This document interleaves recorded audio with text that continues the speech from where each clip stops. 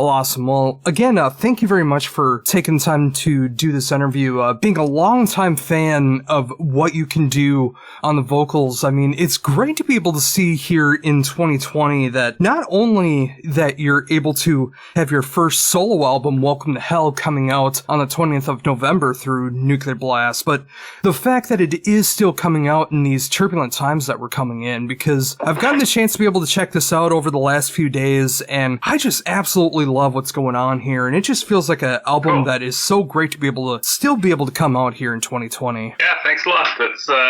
I'm really excited to get it out as well, because it feels like I've had it ready for a long time now, because we recorded it back in 2019, a year ago.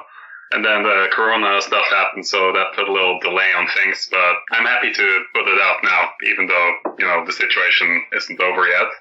But I think it's important to release music, even though, still with the pandemic situation. So I completely people have to have music still. Oh, for sure. I mean, when I first got the chance to be able to hear this album, I mean, I loved what was going on with it too. I mean, it's just that great combination of what I love about your style. I mean, it's so heavy, it's so catchy. There's so many great melodies and harmonies that's going on there behind it. And of course, when you add that right amount of Norse mythology that's going on with it as well too, it just makes for a perfect album. Cool. I'm really happy to hear that. Thank you. Oh, not a problem. So with that in mind, I mean, with the fact that you did have this album all ready to go in 2019, I mean, what was it like to start writing for your first solo album? It felt incredibly liberating, actually, because it was the first time I've been writing everything by myself. Back in the old band, I was focused on writing lyrics, and sometimes I would be part of the songwriting too, but I was mostly focused on, doing vocals and lyrics. So it's cool to just, take charge of the whole process here and write the songs and write the lyrics and just, make things exactly how I want it to be. So it's nice to not have to make any compromises, or I can just make the music I want to make. And so for me, it was just important to make music that I like and that I think my vocals would sound cool on top of. So that was my main motivation. Oh, that's so cool. So, thinking about that as well, too, I mean, were any of these riffs or songs or ideas things that you've had for a while? Or when you decided to make a solo album, did all of that start to come together from there?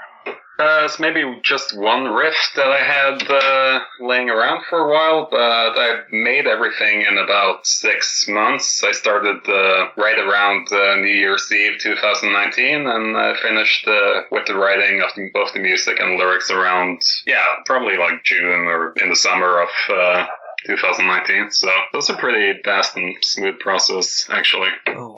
And what was that like for the first time, like when you had your first completed song? What was that like to be able to hear that back, knowing that was your full creation? You mean like when I had the full demo made, or you mean like after going to the studio? Or sorry. Well, even like in the demo, just like being able to hear a full song that was your idea of 100% from start to finish. I mean, what was that like being able to hear that back for the first time? It felt really cool. And I think after I made like 1 or 2 songs, that's kind of when it occurred to me that, okay, I'm going to make an album now.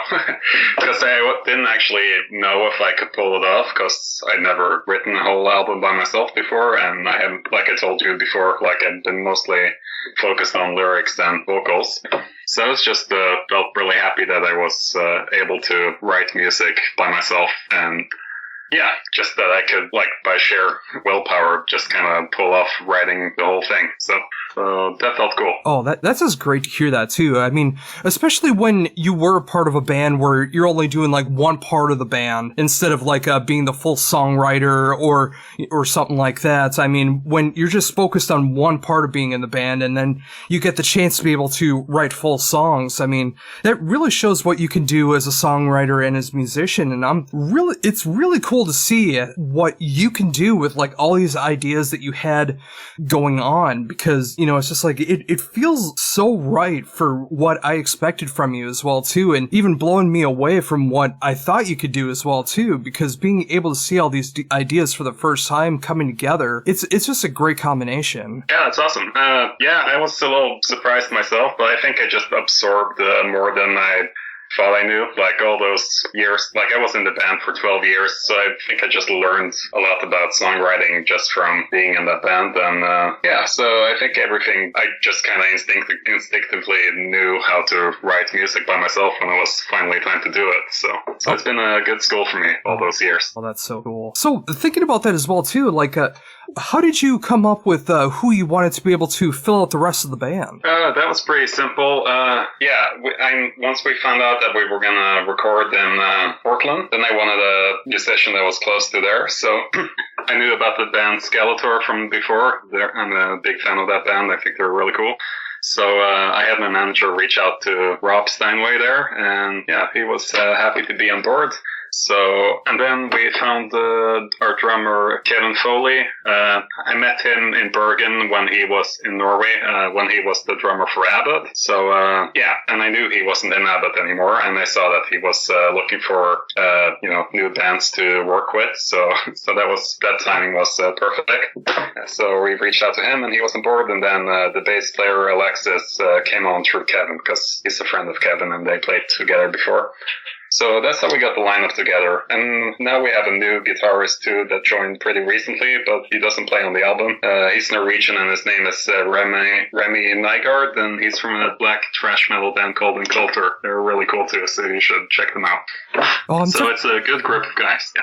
Yeah, I'm definitely going to check out all those bands that you mentioned. And yeah, I mean, it's great to be able to see like this great combination, all these great people that you were able to know or become to know. And just like see them coming back and playing the creations that you came up with for the first time, and just like seeing the proficiency of what they were able to do in the studio with your ideas, like it really worked out for the best. I really love the way that turned out. Yeah, they've been really great to work with, and like especially me and Rob have been I've been writing stuff at home, like on keyboard and some stuff on guitar, and convey the ideas to him, and he's able to, he knows what I'm going for and can play it the way I want it. So yeah, he's a perfect guy for that job.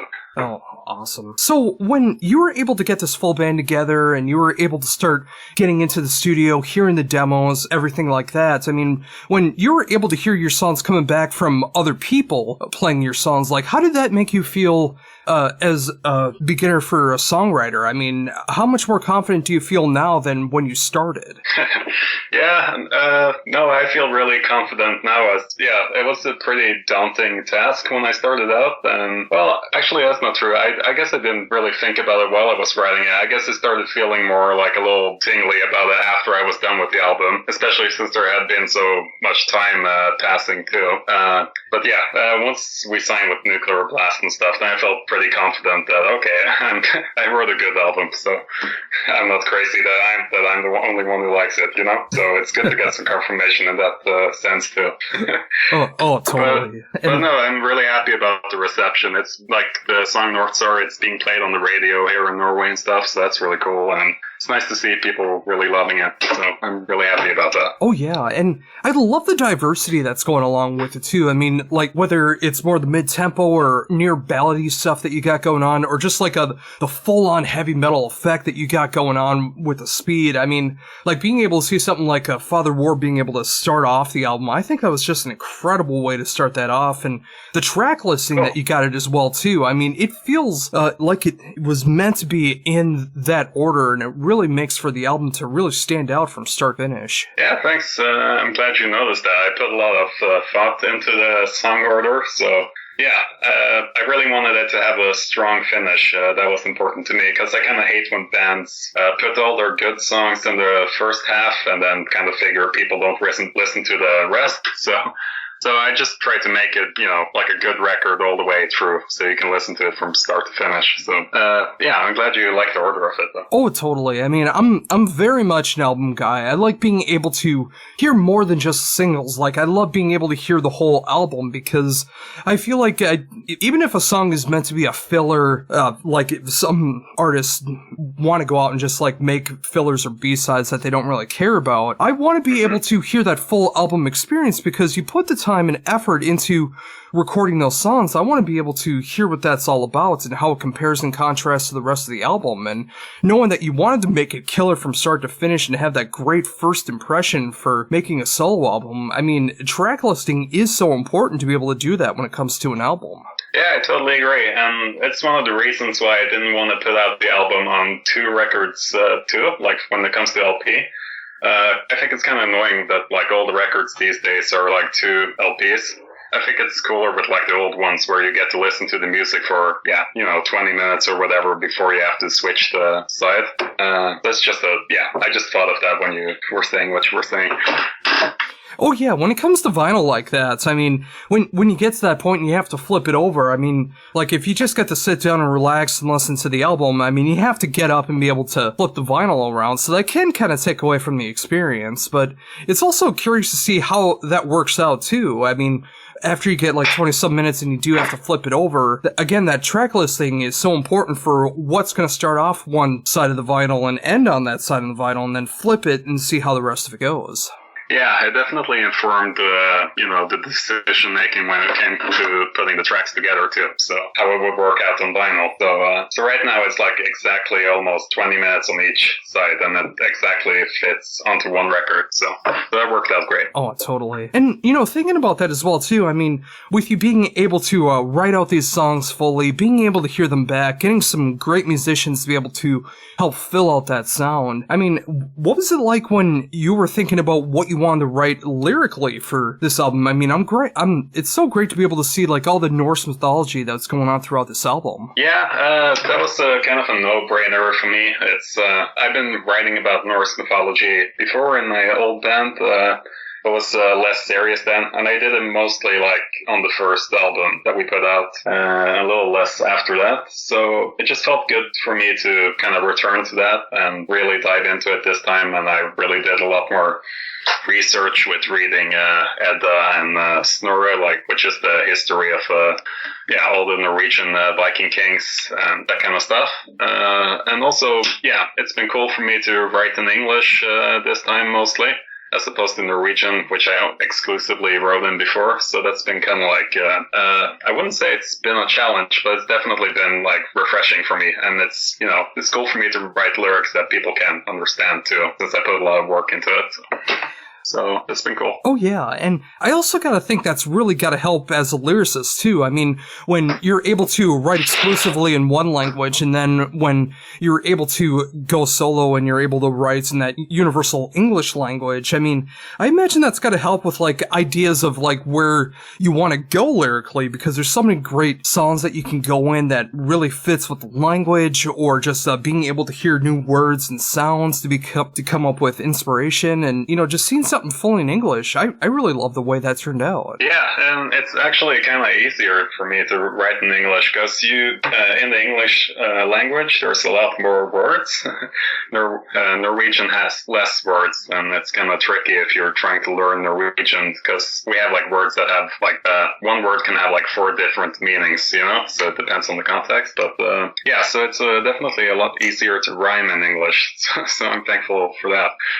Oh, for sure. And, thinking about that all again, too, I mean, like, being able to have everything that's been going on, musically and audibly, I mean, being able to see the album cover, going on here with Hjelvik, I mean, it's so cool to be able to see the artwork that you got, and, most specifically, like, who you got to be able to design this album cover. I just really love that you were able to make that all come together. Yeah, Joe Patagno is the guy who made both the logo and the cover, and he's a old legend. He's American and he lives in Denmark, but he's like 70 years old or something now. But he's the guy who created the Motorhead logo and a bunch of the Motorhead covers. And he did like the Swan Song guy for Led Zeppelin, and he's made like tour books for Pink Floyd in the 70s, and then he's moved on to doing like black metal covers and that kind of stuff. So so he has a really cool style, and he was the first guy on the top of my list. So I'm really happy he was able to do it, and he's super into Norse mythology, so he was really on board with the whole concept. And he actually told me that he got the idea for the whole cover from a dream that he had. So, and then he showed me the sketch for the front cover, and it just looked amazing with this whole crest with the Thor's hammer and the sword and the wolf and snake and ravens. So just kind of had like everything I wanted in the cover. So that was perfect. Oh, that's amazing. And yeah, I mean, just all the detail that really goes into the album cover too. I mean, when you're looking for those specific things, or even things that you're not specifically looking for, like the more that you look at the album cover, the more you're able to discover. And I think it's just as awesome as being able to hear the album, just looking at that album cover. And I can only imagine the rest of the album artwork that goes into it as well, just being able to see that whole package. Yeah. It's actually designed like it's gatefold, but it's vertical, you know. So it's so it's like a whole piece that goes from top to bottom. So I made sure to include the posters and the LP so people can see like the whole piece together, because it's really cool. And you have like the goddess Hel on the bottom of the picture, or the back side of the record, if you will. So you definitely did an awesome job. Oh yeah, and you know, hearing that you did actually include a poster with that as well too. I mean, I'm so glad to be able to see that, because I mean, I can only imagine when you look at that full thing, when you're able to open up the poster and look at it from top to bottom, I can only imagine how cool that looks to be able to have that hanging up. Yeah, and it's cool to give, you know, people an extra treat when they go out and buy physical products too. So, or at least I think that's cool to do. Oh yeah, I mean, as great as it is to be able to get a promo and be able to check out this album early, I really love the idea of like getting the physical edition of the album too, because I mean, when you do things like put out either like a cool looking vinyl, or being able to put out the posters, or reading the lyrics, or just looking at the whole physical package that an album can come in, you're not really gonna get that if you only listen to it online. I mean, it takes that physical experience to be able to see all the work that really goes into it. Yeah, I totally agree. It's it's a lot more of an experience if you sit there with the record in your hand. And I can't wait to see the actual finished product and hold it in my hands myself. So I'm really looking forward to that. Oh yeah. And, you know, thinking about that as well too, I mean, obviously with being able to have this album done since last year, I mean, what's been going on with you physically or musically going on since then too? I mean, since everyone's had to be able to change their lives in 2020, have you come up with any new ideas in that time? Sure. I've started kicking around some new songs and kind of working on that, but I'm just focused on this album now, and, you know, working on, rolling out the release, because there's a lot of work involved with that too. And in Norway, we're running my wife and I, who's also my manager, we're putting it out on our own record label. So it's a lot of work, but it's going to be great too. It's nice to be in charge of that stuff too. And even though Corona's happening, it just has been really busy ever since we finished recording the album. And there's no shortage of things to do, to say the least. Oh, totally. And I love the fact that you're able to work with your wife like that, and being able to really care about music that much, and being able to have your own label, putting it out on your own label, and being able to outsource it for Nuclear Blast as well, too. I mean, just like being able to see that partnership together, and being able to have so much DIY behind it, and being able to work with Nuclear Blast as well. That is just so cool. Yeah, it's kind of like the perfect arrangement, and it feels like it's the best of both worlds for us, because it's really nice to have the support from a great label and huge label like Nuclear Blast. And it's Norway is a pretty small country, so it's easy for us to put it out ourselves here, and we can focus on doing a good job on it too. So it's just nice to take the opportunity and do it that way. Oh yeah, and kind of like we talked about before too with Nuclear Blast. I mean, when they were able to see what you were able to do and wanted to sign you, with that having to be such a great feeling. I mean, how was that for you, like, when you got that interest from Nuclear Blast for the first time? It felt pretty crazy. It's, I was really happy when they were interested, or they wanted to work with us, because for me it's been like Nuclear Blast is like one of those labels that first caught my attention when I was a young teenager, and I was listening to Dimmu Borgir and Immortal and those kinds of bands that were signed to them at the time. So it just feels like a dream come true in a way for a teenage me. So it's definitely a cool feeling to be part of that roster, and since they have so many great bands, so it's really cool. Oh yeah, and Nuclear Blast is one of those bands, they just don't sign anybody. Like, they really care about the artists that they want to be able to put on their label, and when you get into that darker black metal side, like you were talking about, having like Demi Borgir and Immortal, and just being able to have all these great black metal artists that you grew up listening to, and now you get to say that you're a part of the same label as them too when you're doing your own work for the very first time with a full solo album. I mean, yeah, just like you were saying, I can only imagine that incredible feeling. Yeah, that's awesome. It's I'm really happy these days, to put it that way.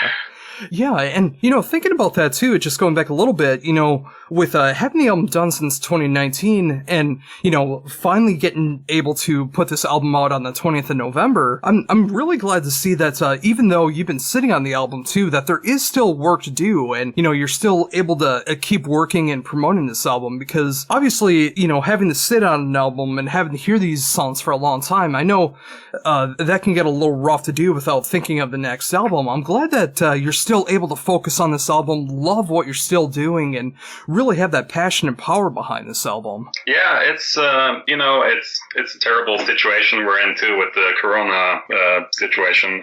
Is what I mean, but it's kind of been working to our favor a little bit too, because normally when you put out an album, you have to like focus on practicing for a tour and going on the tour like almost right away or simultaneously as when it comes out.